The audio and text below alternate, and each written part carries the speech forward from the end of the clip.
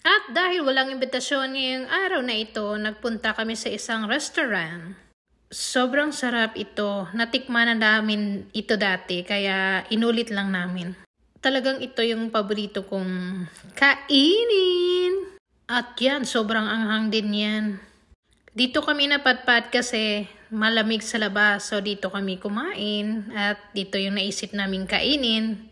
Tingnan nyo sa labas. Dito yan. Nag-snowy. Kaya kailangan talaga natin yung sabaw. Talagang yung mainit.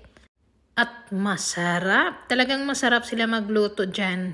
Yan ay tinatawag nila na restaurant na, ewan anong pangalan nun. Parang yung pangalan na restaurant is The Old Minerva.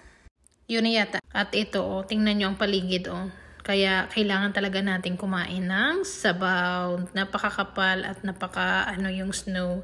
Yung palis kami sa aming pinanggalingan, konti pa lang yung snow. At saka paunti-unting dumami na yung snow.